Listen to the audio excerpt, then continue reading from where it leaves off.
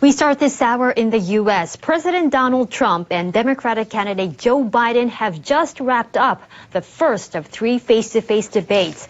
The Supreme Court, the economy, and the coronavirus pandemic were among the top issues during the 90-minute debate. Both Biden and Trump started off with measured tones, but the conversation quickly devolved, with both interrupting and accusing each other of lying. One of the most heated moments came when Trump defended his handling of the pandemic.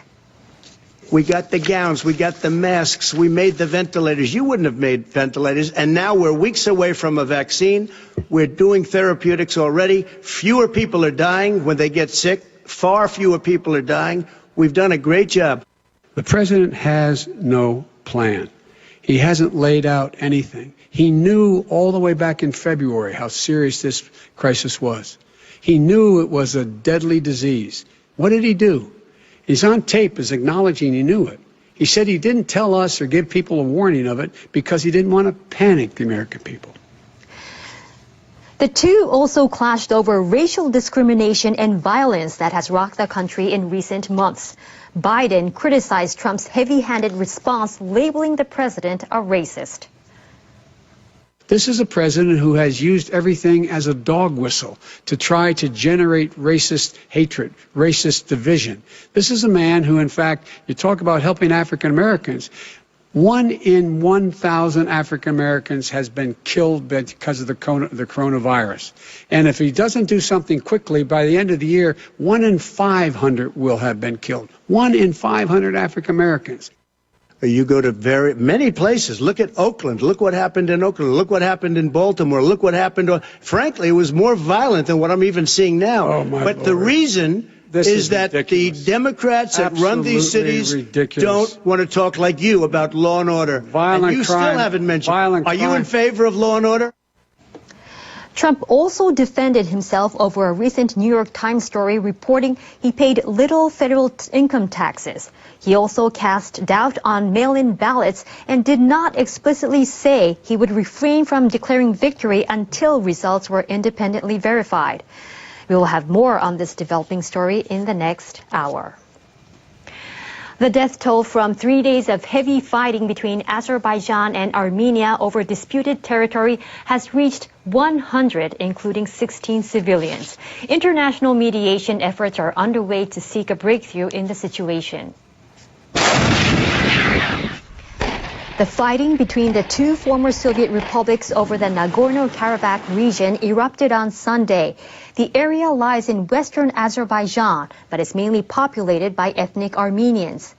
Russian President Vladimir Putin is urging a ceasefire. He spoke with Armenian Prime Minister Nikol Pashinyan by telephone on Tuesday, their second such talk since the crisis unfolded. Russia has strong influence in the region. Putin expressed serious concerns over the situation and called for an immediate halt to the hostilities. Pashinyan claims Turkish troops in Azerbaijan have been leading the military operations. Turkey, another regional power, has expressed its willingness to fully support Azerbaijan. But Azerbaijani President Ilham Aliyev says Turkey is not a part of the conflict in any form and that there is no need for its involvement. Meanwhile, the UN Security Council called on Armenia and Azerbaijan to immediately halt the fighting and resume talks without preconditions. In a statement, the Council expressed concern over reports of large-scale military actions and expressed regret over the loss of life and the effects on the civilian population. The Council members also backed the UN Secretary General's earlier call to immediately stop the fighting. And they expressed full support for a central role for the Organization for Security and Cooperation in Europe in resolving the conflict.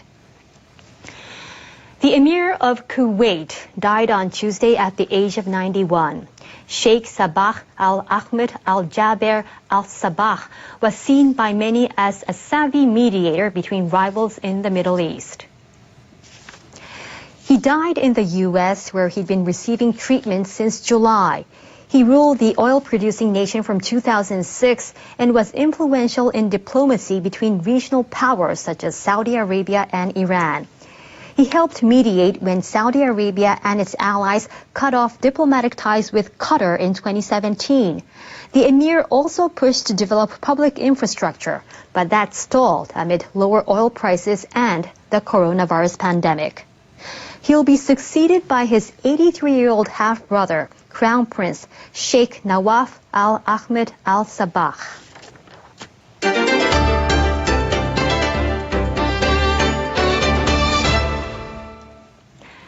Japanese Prime Minister Suga Yoshihide and Russian President Vladimir Putin spoke by phone for the first time since Suga took office earlier this month.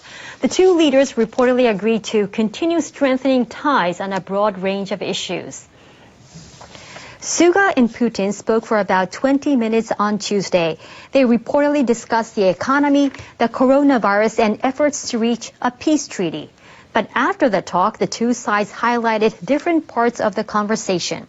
Suga says he reaffirmed that President Putin and former Prime Minister Abe Shinzo agreed to accelerate negotiations towards a peace treaty based on a 1956 joint declaration.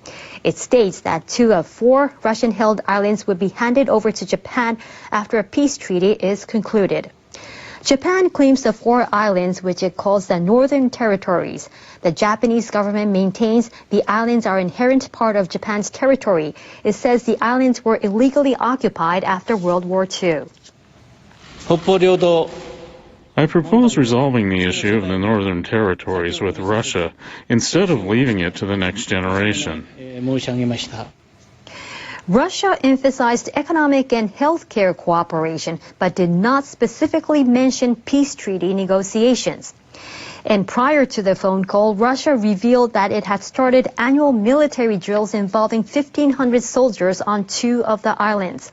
A senior official at Japan's foreign ministry told NHK that they immediately launched a protest with the Russian embassy in Tokyo. NHK has learned that the Japanese government will likely boost economic aid for remote inhabited islands close to the country's maritime borders. The government has specially designated 71 remote islands that should be kept inhabited to protect Japan's territorial waters and exclusive economic zones. Transportation fees for routes to the designated islands are set to be reduced.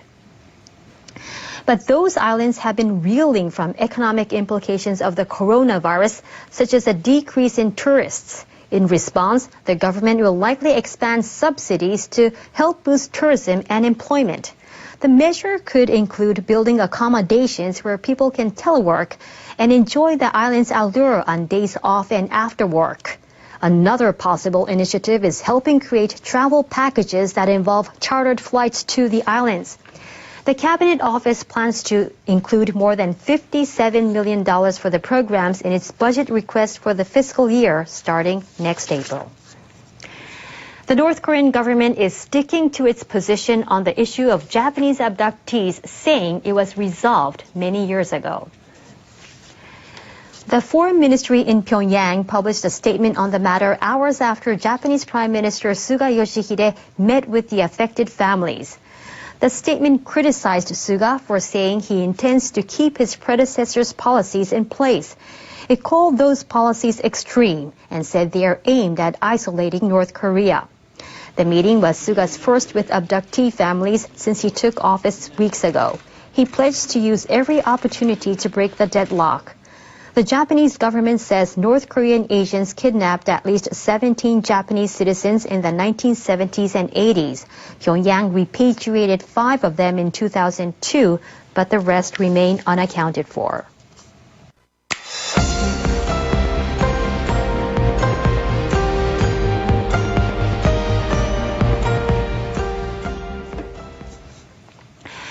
Japanese automakers had another tough month in August. Their production at home and abroad was down 12% from a year earlier. The output from 8 major firms totaled 1.86 million units. New car sales worldwide remain sluggish because of the coronavirus pandemic, but the year-on-year production drop is easing.